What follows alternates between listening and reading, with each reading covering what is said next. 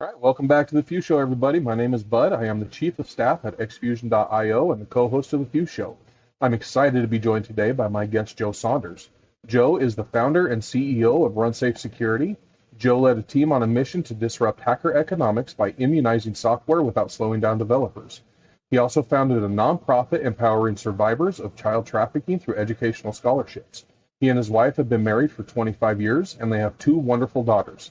Thank you so much for being on the show, Joe. I am excited for this one for a couple reasons. Number one, I am excited to learn about security because you are going to teach me a lot. I am excited to learn about your nonprofit. Well, let's get into it. Tell me about RunSafe Security, first of all. Happy to do it, Bud, and happy to be on the show. So thank you very much. RunSafe Security is a cybersecurity company. And when we started, we wanted to fundamentally change economics because in the security world, the economics are in favor of the attacker. And when my co-founder and CTO, Doug Britton, and I got together, we had this common bond around how can we change, the playing field to empower the defense to be as good as the offense, if you will. And so we found a way to make each system that we protect, all the instances of that software, remain functionally identical but be logically unique. So if you think of maybe a car, every car software, it has unique footprint that keeps it functionally identical but is logically unique so that an attacker can't build a reliable exploit to compromise that system in an automated way. So how long of a road was that to make the defense catch up with the offense? How long have you been working? Well, it's, so we launched the company in earnest in June of 2017. We were, prior to that, doing some research for some U.S. government programs through U.S. military. And so we did a bunch of research prior to launching the company. And then when we launched the company and all of that, we set out on a mission in June of 2017.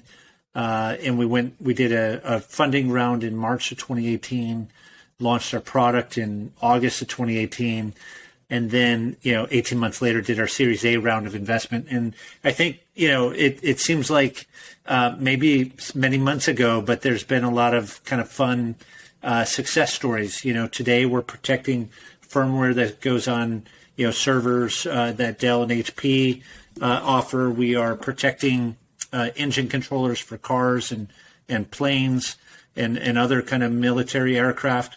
But we're also, protecting software that gets deployed in the cloud for, enterprises and SaaS-oriented companies who don't want their systems to be compromised. And, kind of what kept us going through all of those months, again, was not just was the economics, but also the notion that, people are looking for a different way. They're tired of chasing, the problem, and they want to get more proactive about it. So we figured out a way then to insert protections as you're building software so that they're protected at runtime. And we do that in a way that doesn't slow down developers.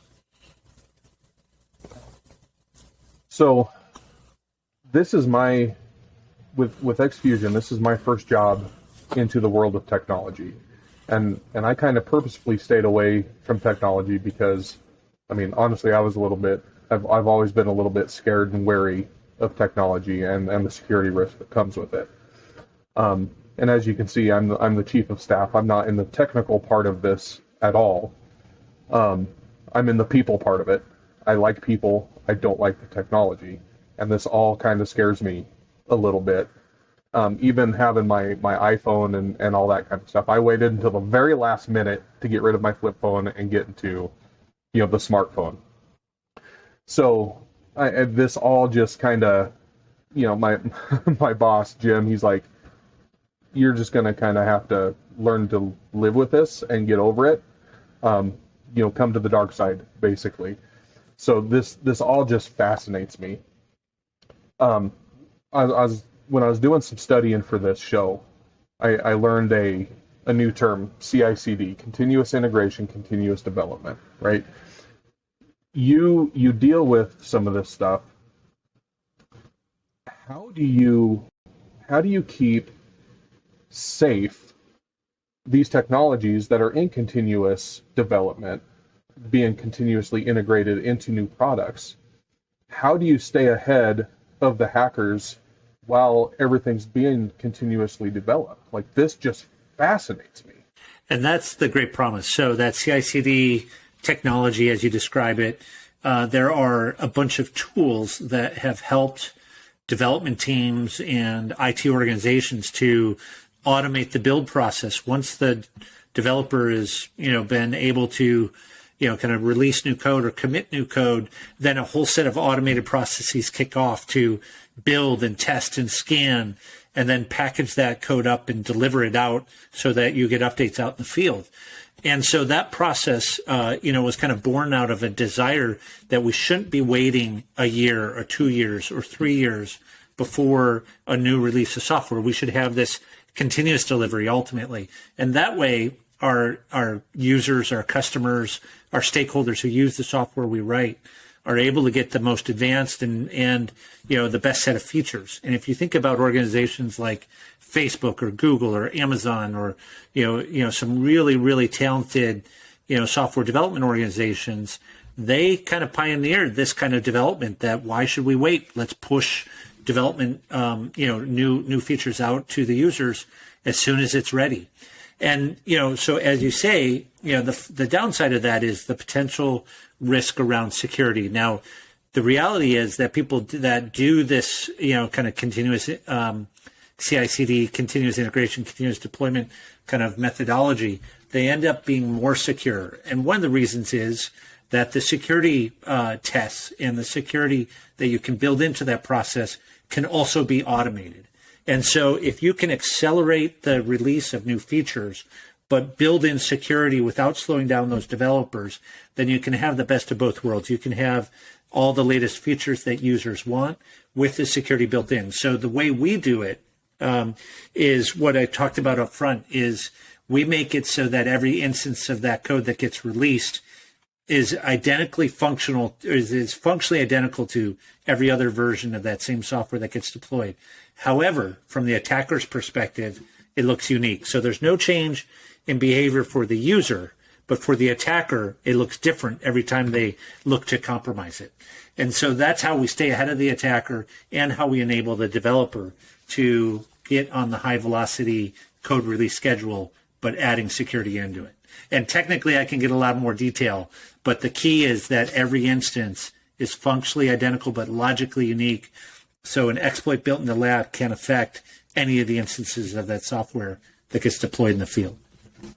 It's fascinating. That actually, it makes a lot of sense. That's absolutely fascinating. That makes a lot of sense to me. A lot more sense than it should, actually. I guess. Now there's got to be something in here that gave you a passion for this. What in your past gave you a passion for security? And this, I'm guessing that all of this is intertwined. Your passion for security for this, and your passion for your nonprofit. I mean, it's the same thing. Kind of security for children, security for this. What gives you this passion to protect people? Yeah, there's definitely a bigger picture involved when you think about cybersecurity. And there's kind of the common analogy of looking at the bricklayer and saying, one bricklayer is laying bricks, the other is building a cathedral. If you think about security, you can enable, a safer world. You can secure critical infrastructure. You can protect, how society should function.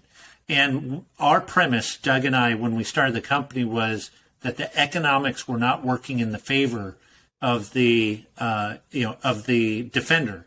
And so if we could elevate security across critical infrastructure, across, mission critical systems, and make it so that society operates normally, then we are, having an effect on how our nation operates, how companies operate, in a very positive way. So in the end, that means that a lot of cybersecurity is built around enabling the mission or supporting a broader mission that's bigger than yourself. And, in that regard, that's what makes security kind of an inspiring thing, because there's so many reasons why things can break down.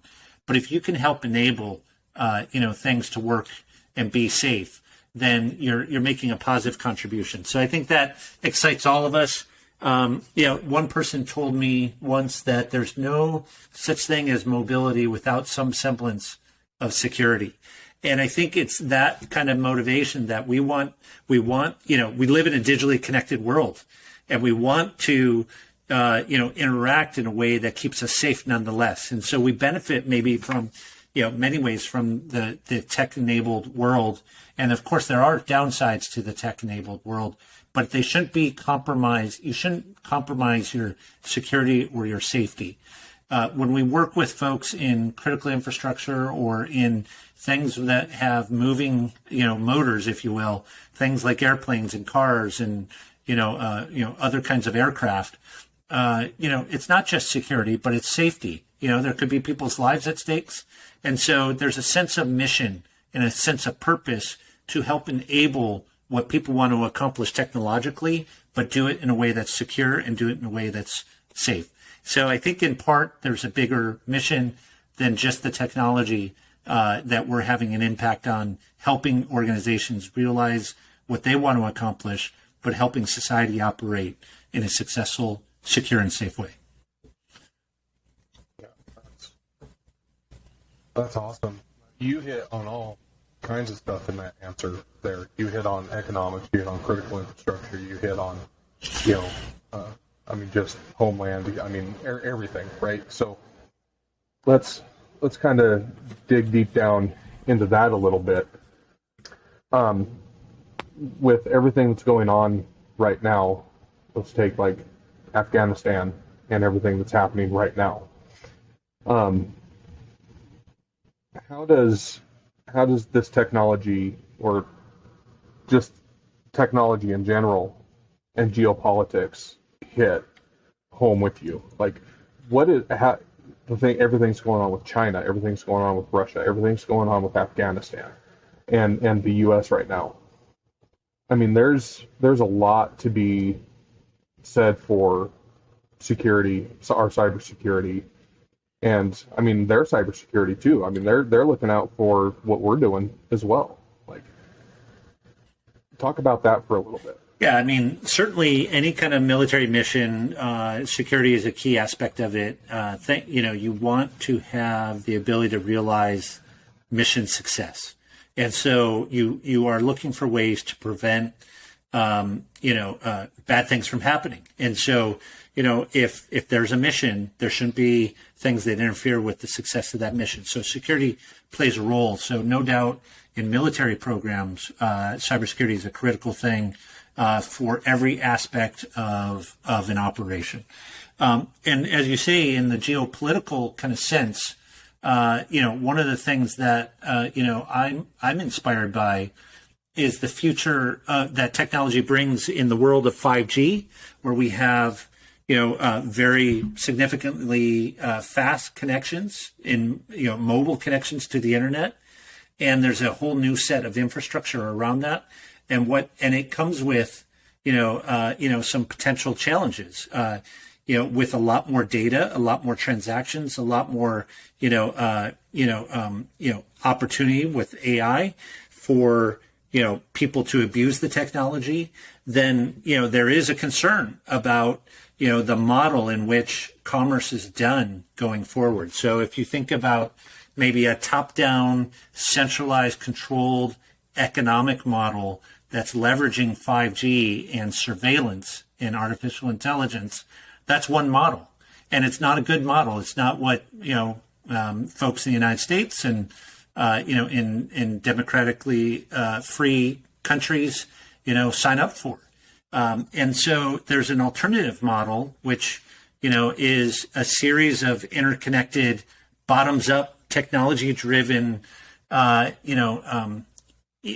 retail and e-commerce and 5G-enabled interconnected economies that can be an alternative to a top-down, surveillance-oriented, model. And so I believe that through security, in the world of 5G, where that we need a series of interconnected, companies and ecosystems and countries, and so technology is at the nexus of that kind of threat to how geopolitics plays out, and in some ways, technology is breaking down the geopolitical barriers, but there are threats that have to be overcome, and so with that, I think the security is one angle in which those threats can be, minimized or enabled, so that there is a model that allows us to benefit from the advancements in new technology.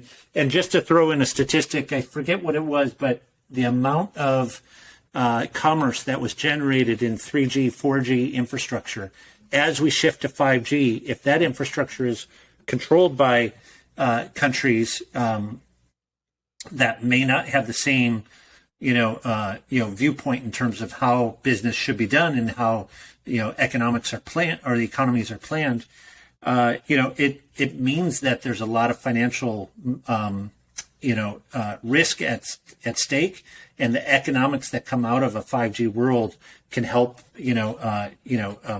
keep us going forward in a way that allows our citizens to live in a prosperous country. So I think in that regard, technology, the geopolitics, the nexus with technology, you can see why security is important to enable, a well-functioning free society. This whole 5G thing really confuses me. I hear some really good things. I hear some really bad things about 5G. I don't quite understand. Like I said, I'm the people person. I'm not the tech guy. I don't quite understand what all the 5G hullabaloo is about when people are talking about the bad. But what I do know is it's supposed to be awfully fast and good for us. I don't know. Maybe you can help me out there when people are talking about the bad things. But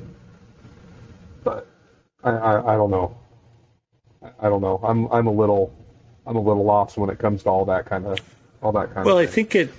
I think it comes down to building out the infrastructure and what technologies used to enable the infrastructure for the 5G, transactions. And if you have infrastructure that's built, in ways that perhaps there is security risk, then you're concerned. And so, who controls that infrastructure? Who builds the 5G network and who controls it? Could mean that, different competing models. Like I say the top-down model that might include centralized planning and AI and surveillance. That's one model. And then there's the bottoms-up model that, maybe, has a slightly different model in terms of privacy and individual rights and things like that. And so I think, to me, the race with, other countries around who controls the 5G networks is, has, a lot of consequences that are at play. Okay. That makes a little more sense to me. Let's go back, take a step back from the bigger picture and go back a little more towards RunSafe. Talking about your mission and vision for RunSafe. How did you develop what your vision for this company itself was going to be, and how did that all kind of come about? Well, so when Doug Britton and I got together, we wanted to find ways to change the economics, as I said earlier. And so we realized that we needed to not just build technology that sort of, that people think is a silver bullet, that people think is kind of a magic trick almost, because they can't believe what, kind of technological feats that we take, but we need to make it so that it was easy to deploy. So there were a couple principles on which RunSafe was built. We wanted to change the economics. We want to make it easy to deploy. And then we wanted to, enable, society to operate as it should in a secure and safe way. And so those are the principles that and kind of philosophical pillars that the company is built on. As we've gone forward, we've our vision for our product roadmap has evolved. And so whereas, we see that our technology can be built in as developers are building their software, we also recognize that there's a couple other factors at play that has enhanced our vision going forward for our product. One factor is that developers don't write all their own software. In fact, sometimes they're only writing about 10% of the software that goes into their products. They're using open source software, or they're using components and libraries from third parties. And so we realized we needed to find ways to not just secure the software that you're writing, but secure the open source software that's out there that you include in your product package or stack. Also, we need to find ways to kind of secure the software supply chain. And so we've evolved our tools or developed our tools to work in ways that make it very easy to add security into all those components, whether you write that software or not. And in that regard, as I look at the executive order that President Biden released in earlier this year, April-May timeframe, they talk about in that executive order this notion of a software bill of materials. And a software bill of materials is just like any other bill of materials, but for your software code. And as I say, you might have one product, but it could be comprised of 800, 900, 1,000, 1,500 different components. So that software bill of materials enumerates all those components. And guess what? Every one of those components could have a potential vulnerability that an attacker could exploit. So my point then, coming back to kind of the vision, is we want to make it very easy to add security into the software that you write, but also add security into that entire supply chain of software that you incorporate into your product stack. That's one thing that has evolved based on that foundation of, changing the economics and the other pillars. The second thing that we realized is that current technology, when you scan software, doesn't catch all the vulnerabilities. And so we wanted to figure out a way to collect vulnerabilities that are occurring at runtime when you deploy your software that scanning tools are missing. So in addition to the security protections, we've released a software monitoring tool that looks for indicators of instability and vulnerability in your software. And we do that in a way that allows us to identify vulnerabilities that scanning tools are missing today. So if you connect securing the components of your software supply chain and then identifying vulnerabilities at runtime that scanning tools are missing, and you can give that feedback loop, then we have just dramatically extended the vision of our product and our product roadmap. We're hardening stuff in the software supply chain, and we're collecting vulnerabilities that scanning tools are missing, and we're feeding that back so people can dramatically reduce the attack surface overall. So that's how our vision was started on the pillars in which we build our solutions, but we've also then evolved as we've listened to our customers about what their needs are. Oh, sure. And I think any successful company has to evolve as they grow and as they get new customers. And I mean, you have some very impressive customers.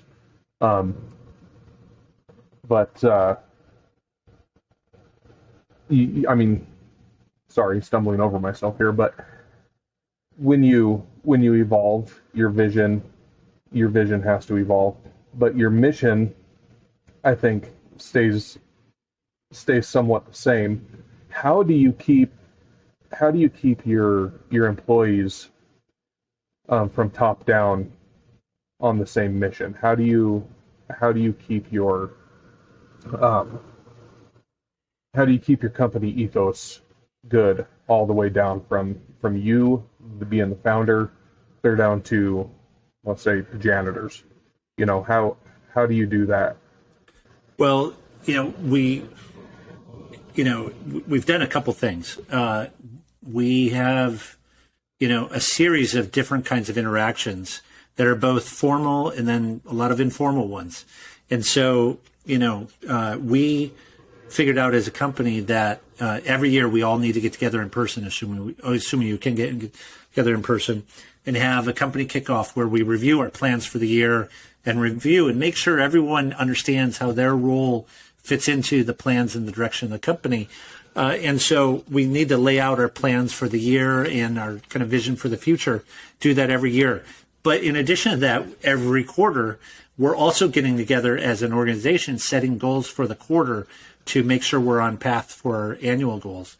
And that includes product development plans and sales plans and making sure those are aligned. So then we do that every quarter. But then we also do it every week. We have a company meeting, all hands company meeting, where we review engineering plans, sales plans, marketing plans, coordination, customer, new accounts and goals with new customers, or, make sure we're on top of any, customer support issues. And so we have a weekly call, that is focused on, just kind of a weekly cycle. But we also try to have some fun. And so in the COVID world, one of the things I found actually, expansive in terms of Zoom meetings and virtual meetings, is that, we, even though we have, offices in Washington, D.C. and Huntsville, Alabama, I felt sometimes our weekly calls were point to point.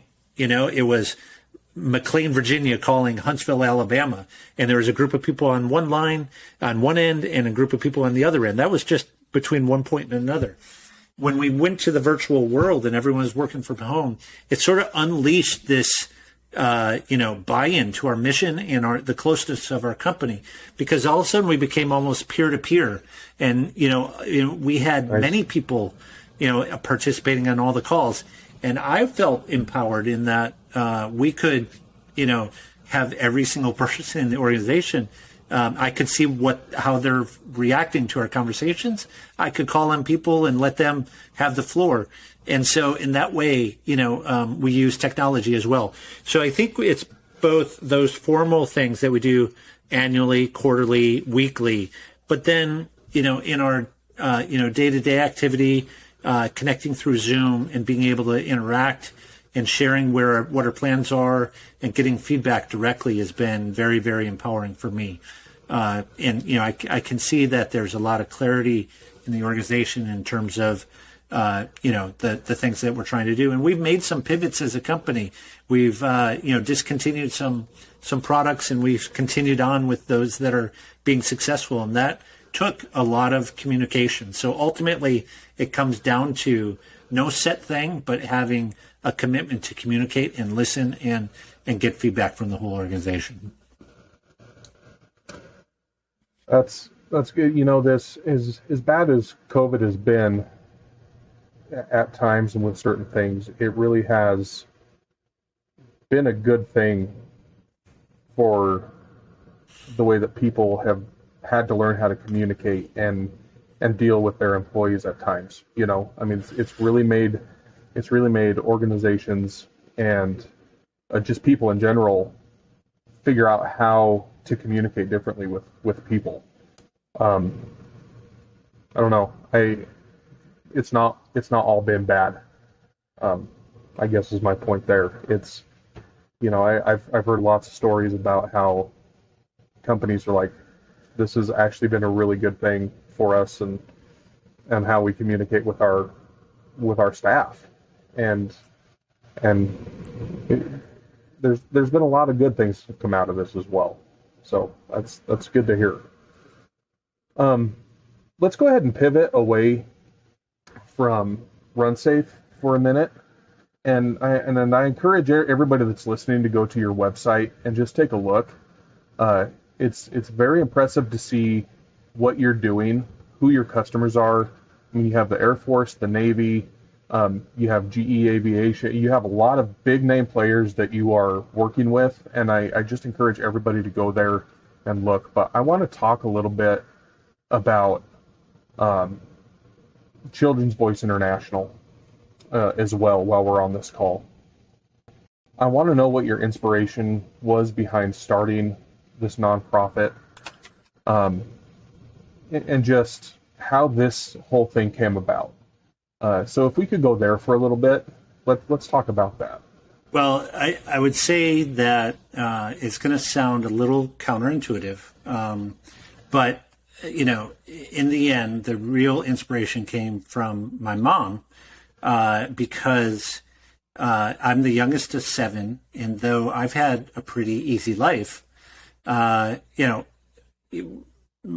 family had one of our siblings passed away 3 months after I was born, and he did not have a very easy life. He suffered from a medical condition and passed away at a young age, and it certainly was one of those things that I think obviously. I never really knew him because I was 2-3 months before he passed away, but I always felt that I've had an easy life and he had a difficult life.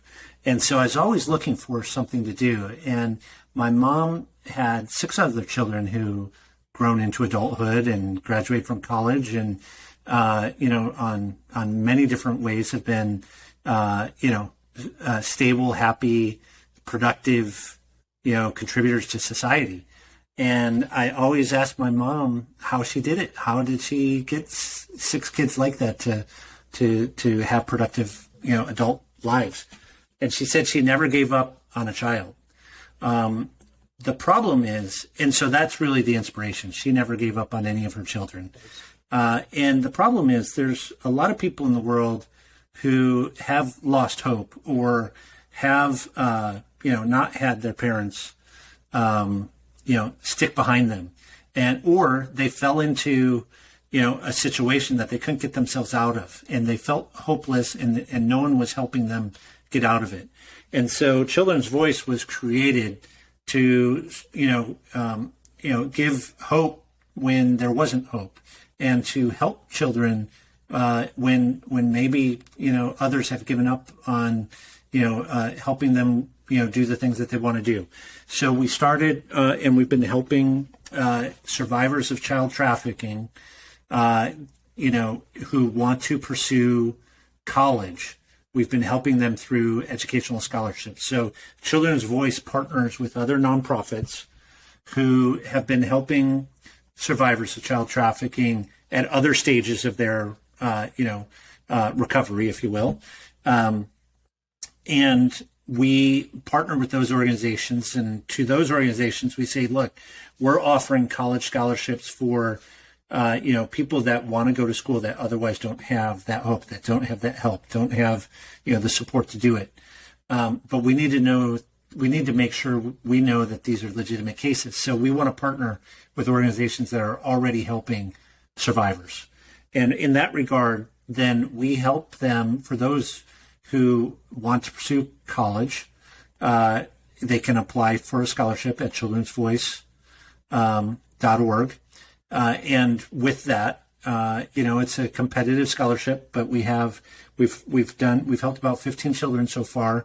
Are the first scholarship recipient just graduated from college, is now living in a major city around the world, and is working in the marketing field for a technology company, and that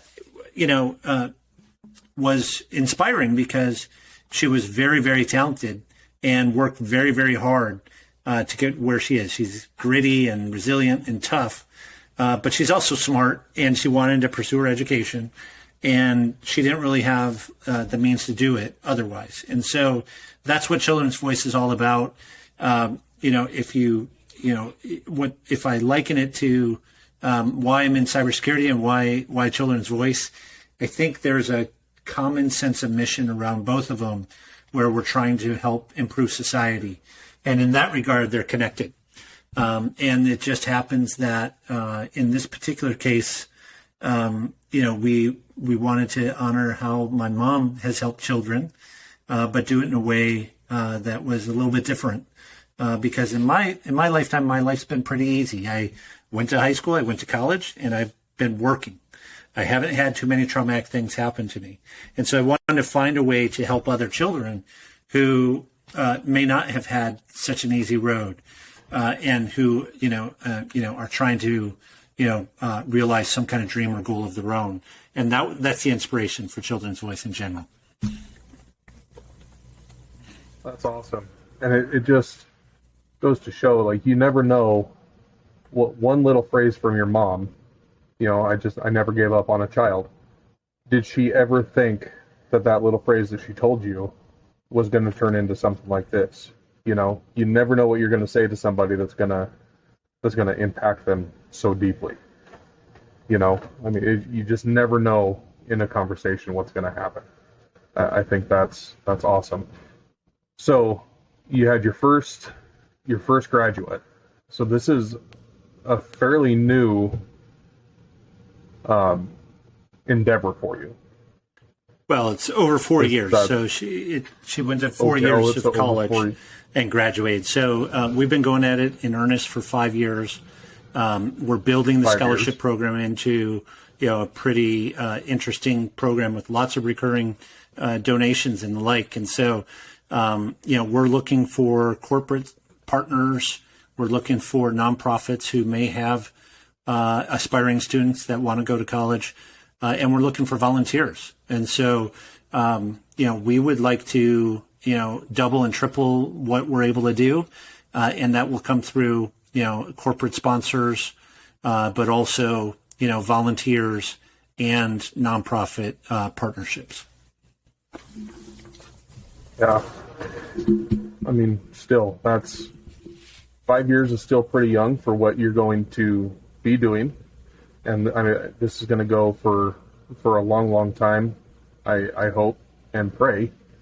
I actually, while I was doing my research for this, signed up for your newsletter for this, because this is big on our hearts here at Xfusion. This is actually one of our child trafficking is one of our things that we highly support and what we want to be a part of. Me and my wife are foster parents, and so just dealing with hurt children is something that we do. So very highly commend you for this, and I love that you're able to put a deal out behind your passion. I love that you were able to actually put something out that, I'm not able to do this. I'm glad that you are. I can't even put it into words. Like, I'm actually getting emotional right now. So I thank you. And I will be looking more into this when we get off this call. But is this something that's connected to RunSafe, or is this something that you and your wife are doing? Is this something that's just completely separate? Well, I should credit my wife in that the very first person we helped, she read an article about the experience that person had. And so my wife, said someone needs to help her. And it's a shame that she can't get to where she wants to go, given the experiences that she's had in her life that were traumatic. And so, in that regard, it's, it was also inspired by my wife, and in terms of identifying somebody we could help. But on top of that, we've got a board of directors, and we have, volunteers that are doing it. So it's not affiliated with RunSafe Security. It is a separate purpose altogether. We do have a 501c3 nonprofit designation, so donations are tax deductible, and we give the money directly to fund scholarships. So there are not any employees, and so we have some minor expenses, but our goal is to make it a volunteer-led organization to review the scholarships applications, and in developing good partnerships with other nonprofits who have relationships with students who could benefit, then we're bringing something of value to those other nonprofits because they can extend their service to that same individual by nominating, candidates they think are good candidates for scholarship money. So it's been driven by people who are inspired by the mission, and then with the success of children going through the programs, it's inspiring and people get excited. So I appreciate your support and interest in it, Bud, and it's been a very worthwhile endeavor for everybody. Well, I already told everybody to go to your homepage at RunSafe Security. I'm going to tell them to go to this one too, children's-voice.org, and take a look at this. It's just, go. Having said that, we should probably dock this boat. You've got some other meetings you're going to have to get to here pretty soon. So having said that, tell everybody how else they can get a hold of you, and we'll go ahead and finish this thing out. Absolutely.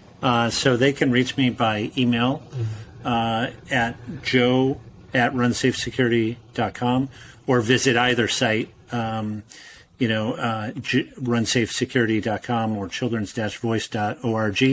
And if you want to reach me at Children's Voice, it's joe@children's with an S voice.org. So I'm actually accessible either way. I'd be happy to talk to you about security or happy to talk to you about scholarships. And Bud, it was a pleasure to be on your podcast today. And it was a pleasure to have you. I wish we had more time, and I don't know, maybe we can do it again and I can learn a lot more. Thank you so much, buddy. Thank you for having me, Bud.